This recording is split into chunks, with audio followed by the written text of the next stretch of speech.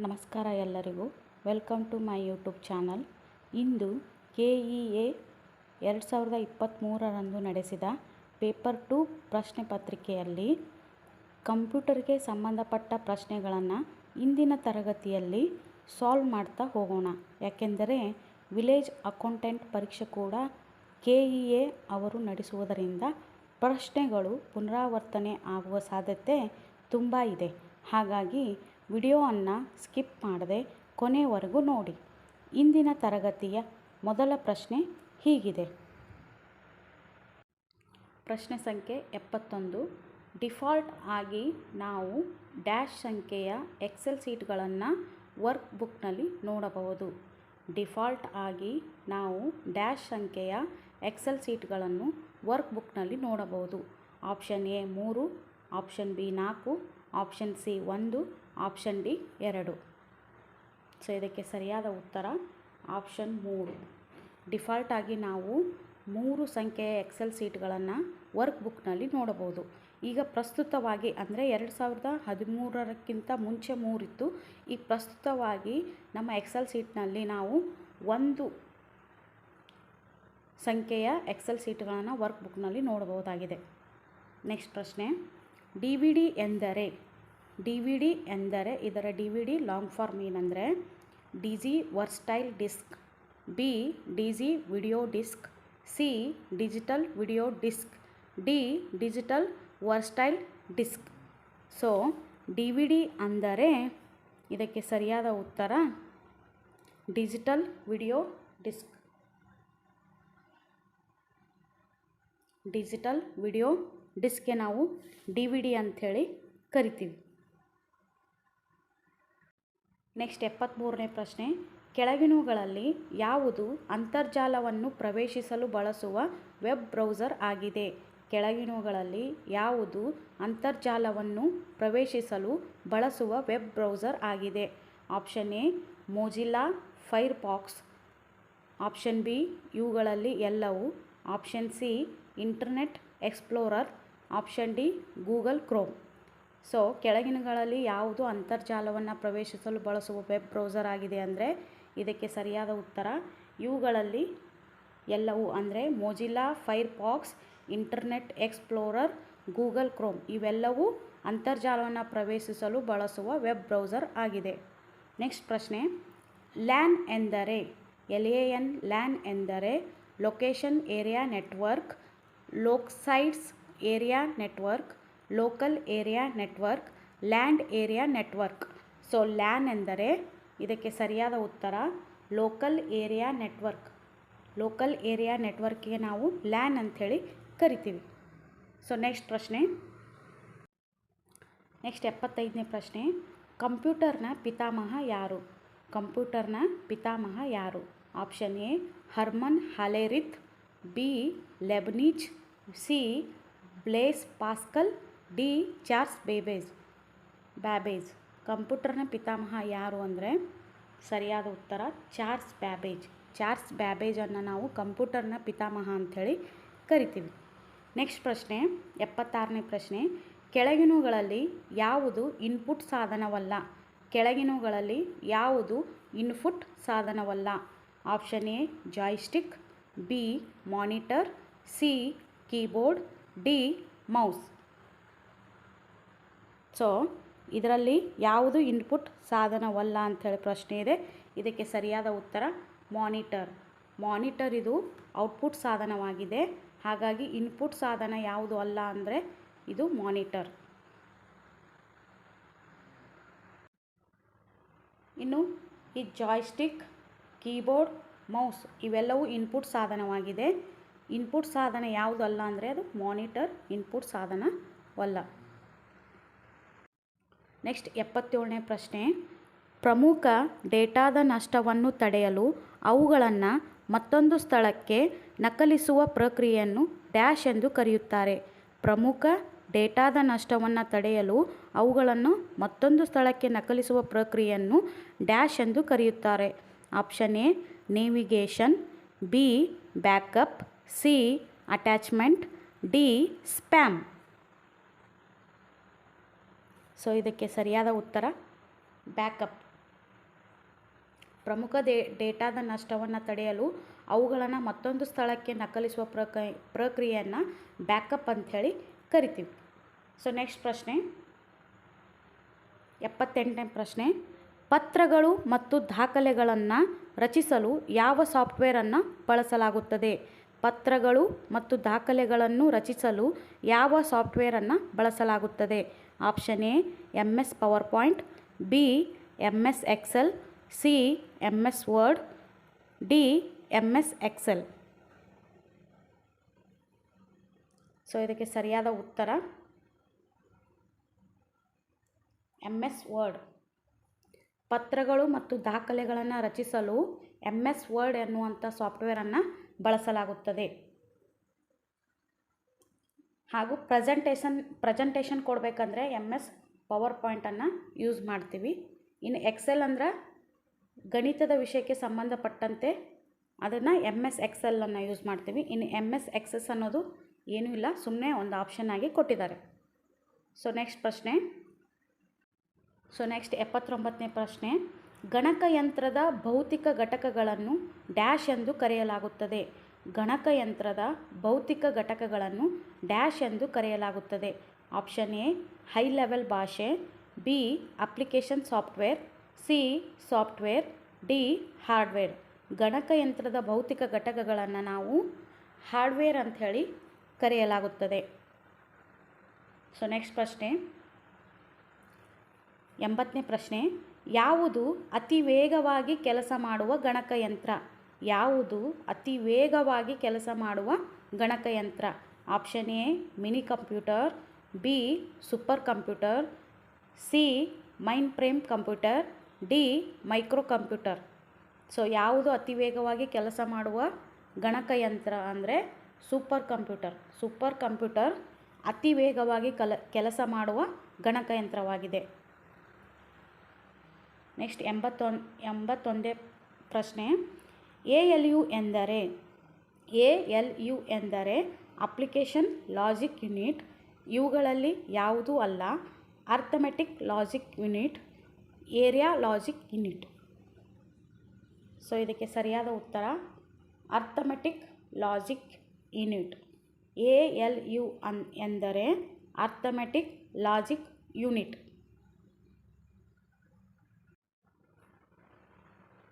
Next 82ನೇ ಪ್ರಶ್ನೆ, ಒಂದು ಸಂಸ್ಥೆಯೊಳಗಿನ ವ್ಯವಸ್ಥೆಗಳ ಜಾಲವನ್ನು ಏನೆಂದು ಕರೆಯಲಾಗುತ್ತದೆ?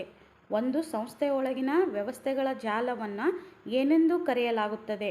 Option A intranet, B Telnet, C internet, D extranet.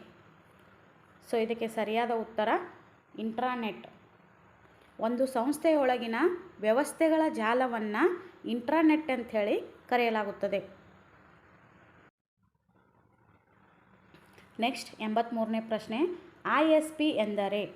ISP ಎಂದರೆ intranet server provider, internet server provider, intranet service provider, internet service provider. So ISP ಎಂದರೆ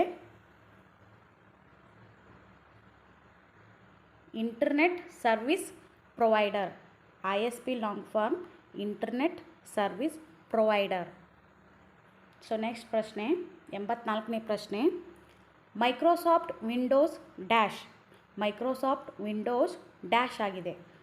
ಒಂದು ಡೇಟಾಬೇಸ್ ಪ್ರೋಗ್ರಾಮ್ ಆಗಿದೆ, ಅಥವಾ ಬಿ ಆಪ್ಷನ್ ಒಂದು ಪ್ರೋಗ್ರಾಮಿಂಗ್ ಲ್ಯಾಂಗ್ವೇಜ್ ಆಗಿದೆ, ಸಿ ಒಂದು operating system ಆಗಿದೆ, D ಒಂದು ವರ್ಡ್ ಪ್ರೊಸೀಸರ್ ಆಗಿದೆ.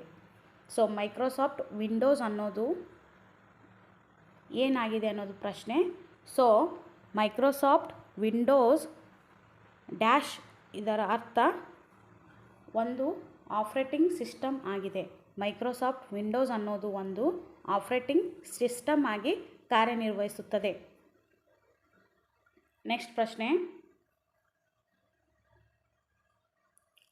85ನೇ ಪ್ರಶ್ನೆ, ಯಾವ ಸಾಫ್ಟ್ವೇರ್ ಸ್ಲೈಡ್ ಆಧಾರಿತ ಪ್ರಸ್ತುತಿಯನ್ನು ರಚಿಸಲು ಬಳಕೆದಾರರಿಗೆ ಸಹಾಯ ಮಾಡುತ್ತದೆ?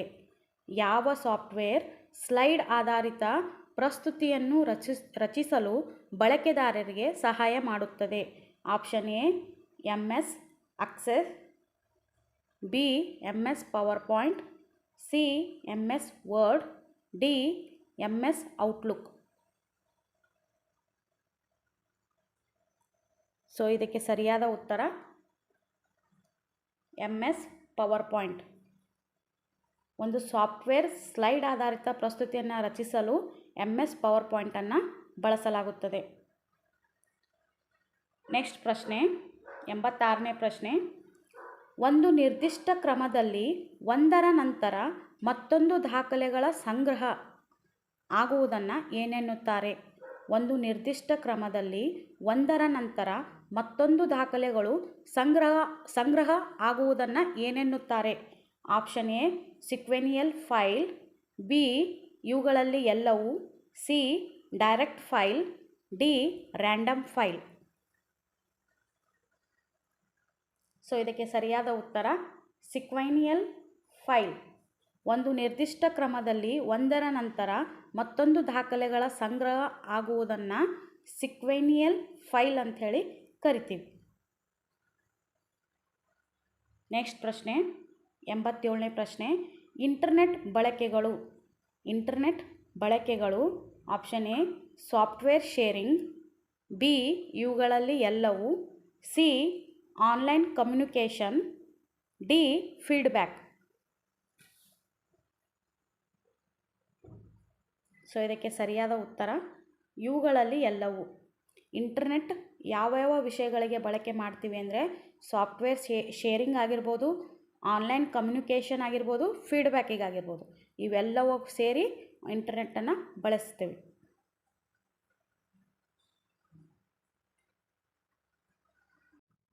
ಸೊ 88ನೇ ಪ್ರಶ್ನೆ. ಮೊದಲ ಯಾಂತ್ರಿಕ ಲೆಕ್ಕಾಚಾರದ ಸಾಧನ. Option A ENIAC, option B UNIVAC, option C abacus, option D Pascaline. So ಇದಕ್ಕೆ ಸರಿಯಾದ ಉತ್ತರ ಪಾಸ್ಕಲೈನ್. ಮೊದಲ ಯಾಂತ್ರಿಕ ಲೆಕ್ಕಾಚಾರದ ಸಾಧನ ಯಾವುದು ಅಂದರೆ ಪಾಸ್ಕಲೈನ್. ಸೊ ನೆಕ್ಸ್ಟ್ 89ನೇ ಪ್ರಶ್ನೆ. MS ಪವರ್ ಪಾಯಿಂಟ್ ಪ್ರಸ್ತುತಿಯಲ್ಲಿ ಆಪ್ಷನ್ ಎ ಎರಡನ್ನೂ ಸೇರಿಸಲಾಗುವುದಿಲ್ಲ, ಬಿ ಎರಡನ್ನೂ ಸೇರಿಸಬಹುದು, ಸಿ ಧ್ವನಿ ತುಣುಕುಗಳನ್ನು ಸೇರಿಸಬಹುದು, ಡಿ ಚಲನಚಿತ್ರ ತುಣುಕುಗಳನ್ನು ಸೇರಿಸಬಹುದು. ಸೊ ಇದಕ್ಕೆ ಸರಿಯಾದ ಉತ್ತರ ಎರಡನ್ನೂ ಸೇರಿಸಬಹುದು. MS ಪವರ್ ಪಾಯಿಂಟ್ನಲ್ಲಿ ಧ್ವನಿ ತುಣುಕುಗಳನ್ನು ಸೇರಿಸಬಹುದು ಹಾಗೂ ಚಲನಚಿತ್ರ ತುಣುಕುಗಳನ್ನು ಸೇರಿಸಬಹುದು. ಹಾಗಾಗಿ ಇವೆರಡನ್ನೂ ಸೇರಿಸಬಹುದು. ನೆಕ್ಸ್ಟ್ ಪ್ರಶ್ನೆ 90ನೇ ಪ್ರಶ್ನೆ. MS ಪವರ್ ಪಾಯಿಂಟ್ನಲ್ಲಿ ಸಂಪೂರ್ಣ ಸ್ಲೈಡ್ ಶೋ ನೋಡಲು ಯಾವುದು ಶಾರ್ಟ್ಕಟ್ ಕೀ?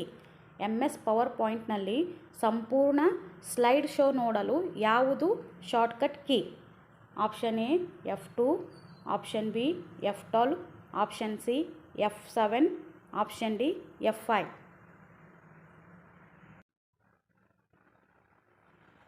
ಸೊ ಇದಕ್ಕೆ ಸರಿಯಾದ ಉತ್ತರ F5. MS ಪವರ್ ಪಾಯಿಂಟ್ನಲ್ಲಿ ಸಂಪೂರ್ಣ ಸ್ಲೈಡ್ ಶೋ ನೋಡಲು ಬಳಸುವ ಶಾರ್ಟ್ಕಟ್ ಕೀ ಯಾವುದಂದರೆ F5. ಇನ್ನು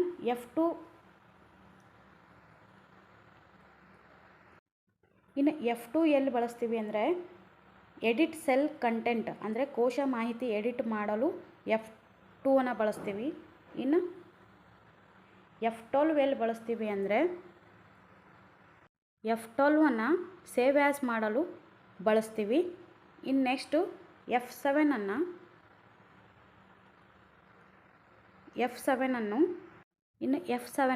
ಸ್ಪೆಲ್ಲಿಂಗ್ ಆ್ಯಂಡ್ ಗ್ರಾಮರ್ ಚೆಕ್ ಮಾಡಲು F7 ಬಳಸ್ತೀವಿ. ನೆಕ್ಸ್ಟ್ ಪ್ರಶ್ನೆ ನೆಕ್ಸ್ಟ್ 91ನೇ ಪ್ರಶ್ನೆ. ಸ್ಪ್ರೆಡ್ಶೀಟ್ನಲ್ಲಿರುವ ಮೂಲ ಘಟಕ ಯಾವುದು?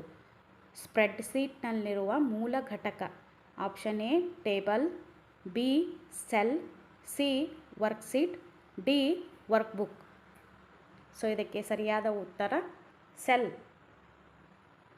ಸ್ಪ್ರೆಡ್ಶೀಟ್ನಲ್ಲಿರುವ ಮೂಲ ಘಟಕ ಯಾವುದು ಅಂದರೆ ಸೆಲ್.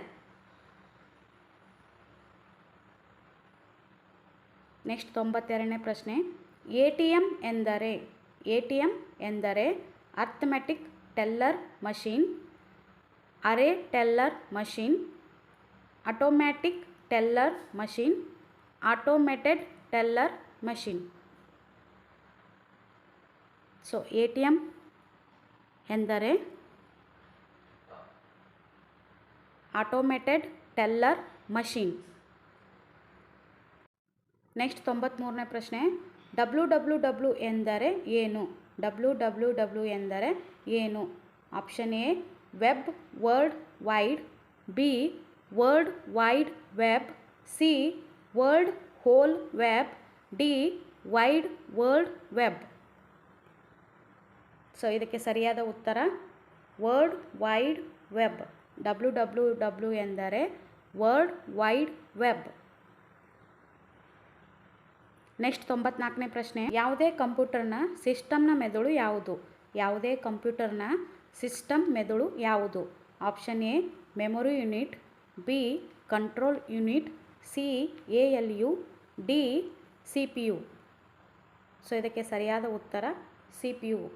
CPUವನ್ನು ಕಂಪ್ಯೂಟರ್ನ ಸಿಸ್ಟಮ್ನ ಮೆದುಳು ಅಂಥೇಳಿ ಕರಿತೀವಿ, ಅಂದರೆ ಕಂಪ್ಯೂಟರ್ನ ಬ್ರೈನ್ ಅಂಥೇಳಿ ಕರಿತೀವಿ.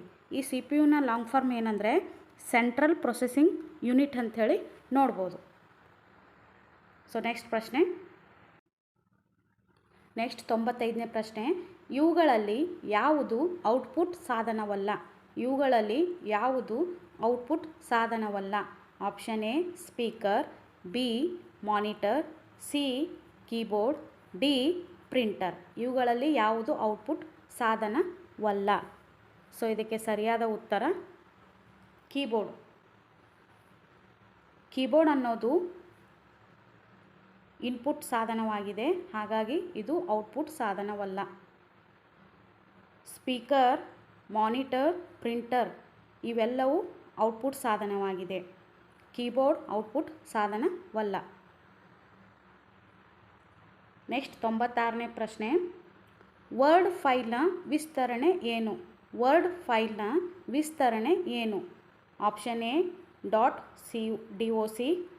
Option B .txt, option C .ppt, option D .dot.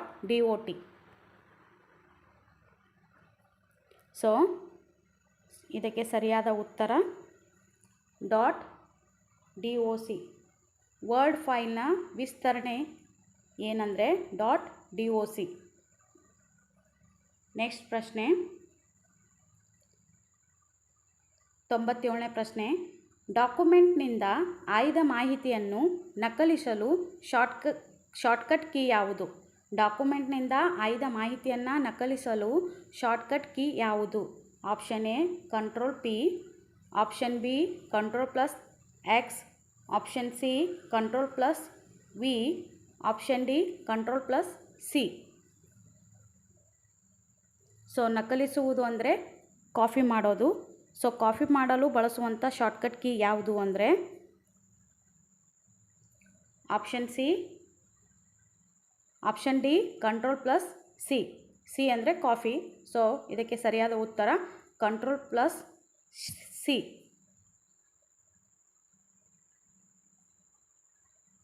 Next 98ನೇ ಪ್ರಶ್ನೆ, ಇಮೇಲ್ ಎಂದರೆ? ಇಮೇಲ್ ಎಂದರೆ ಎನ್ಹ್ಯಾನ್ಸನ್ ಮೇಲ್, ಎಲೆಕ್ಟ್ರಿಕ್ ಮೇಲ್, ಎಲೆಕ್ಟ್ರಿಕಲ್ ಮೇಲ್, ಎಲೆಕ್ಟ್ರಾನಿಕ್ ಮೇಲ್. ಸೊ ಇದಕ್ಕೆ ಸರಿಯಾದ ಉತ್ತರ ಇಮೇಲ್ ಅಂದರೆ ಎಲೆಕ್ಟ್ರಾನಿಕ್ ಮೇಲ್. ಎಲೆಕ್ಟ್ರಾನಿಕ್ ಮೇಲ್ಗೆ ಇಮೇಲ್ ಅಂಥೇಳಿ ಕರಿತೀವಿ.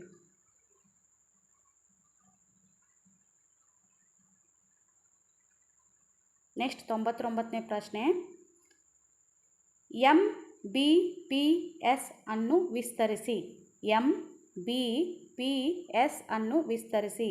Mega bits per second, mini bits per second, mega bytes per second, mini bytes per second. So MBPSನ ವಿಸ್ತರಣೆ ರೂಪ ಏನಂದರೆ mega bits per second. Mega bits per ಸೆಕೆಂಡ್ಗೆ MBPS ಅಂಥೇಳಿ ಕರಿತೀವಿ. ಸೊ ಇಂದಿನ ತರಗತಿಯ ಕೊನೆಯ ಪ್ರಶ್ನೆ ಅಂದರೆ 100ನೇ ಪ್ರಶ್ನೆ. ಕೆಳಗಿನವುಗಳಲ್ಲಿ ಯಾವುದು ಪ್ರಾಥಮಿಕ ಸ್ಮರಣೆಯಾಗಿದೆ? ಕೆಳಗಿನವುಗಳಲ್ಲಿ ಯಾವುದು ಪ್ರಾಥಮಿಕ ಸ್ಮರಣೆ ಆಗಿದೆ? Option A CD ROM, option B EFROM, option C RAM, option D ROM. ಪ್ರಾಥಮಿಕ ಸ್ಮರಣೆ ಯಾವುದು ಅಂಥೇಳಿ ಪ್ರಶ್ನೆ ಇದೆ. ಸೊ ಇದಕ್ಕೆ ಸರಿಯಾದ ಉತ್ತರ RAM. ಈ ರ್ಯಾಮ್ಗೆ ರ್ಯಾಂಡಮ್ ಆಕ್ಸೆಸ್ ಮೆಮೊರಿ ಅಂಥೇಳಿ ಕರಿತೀವಿ. ಇನ್ನು ರೋಮ್ಗೆ ರೀಡ್ ಓನ್ಲಿ ಮೆಮೊರಿ ಅಂಥೇಳಿ ಕರಿತೀವಿ. ರೋಮ್ನ ರೀಡ್ ಓನ್ಲಿ ಮೆಮೊರಿ ಅಂಥೇಳಿ ಕರಿತೀವಿ. ರ್ಯಾಮ್ನ ರ್ಯಾಂಡಮ್ ಆಕ್ಸೆಸರಿ ಮೆಮೊರಿ ಅಂಥೇಳಿ ಕರಿತೀವಿ. ಈ ರ್ಯಾಮ್ ಅನ್ನೋದು ಇದು ಓದು ಮತ್ತು ಬರಹ ಎರಡಕ್ಕೂ ಬಳಕೆ ಮಾಡ್ತೀವಿ. ರ್ಯಾಮ್ ಅಂದರೆ ಓದು ಮತ್ತು ಬರಹ ಎರಡಕ್ಕೂ ಬಳಕೆ ಮಾಡ್ತೀವಿ. ಆದರೆ ಈ ರೋಮ್ ಅನ್ನೋದು ಕೇವಲ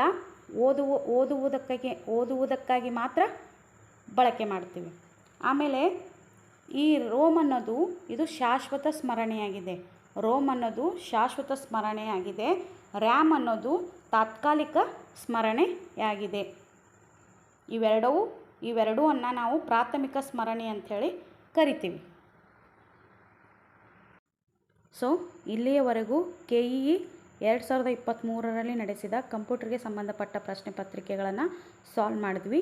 ಸೊ ಇದಾಗಿತ್ತು ಇವತ್ತಿನ ತರಗತಿ. ಈ ತರಗತಿ ನಿಮಗೆ ಇಷ್ಟವಾದರೆ ದಯವಿಟ್ಟು ಸಬ್ಸ್ಕ್ರೈಬ್ ಮಾಡಿಕೊಳ್ಳದೆ ನೋಡಬೇಡಿ. ಪ್ಲೀಸ್ ಸಬ್ಸ್ಕ್ರೈಬ್ ಮಾಡಿ, ಲೈಕ್ ಮಾಡಿ, ಶೇರ್ ಮಾಡಿ ಫ್ರೆಂಡ್ಸ್. ಸೊ ನಿಮ್ಮೆಲ್ಲರ ಪ್ರೀತಿ ವಿಶ್ವಾಸ ನನ್ನ ಚಾನಲ್ ಮೇಲೆ ಯಾವಾಗಲೂ ಹೀಗೆ ಇರಲಿ. ಇಲ್ಲಿಯವರೆಗೂ ನನ್ನ ಚಾನಲ್ ವೀಕ್ಷಣೆ ಮಾಡಿದ ಎಲ್ಲರಿಗೂ ತುಂಬು ಹೃದಯದ ಧನ್ಯವಾದಗಳು. Thank you so much.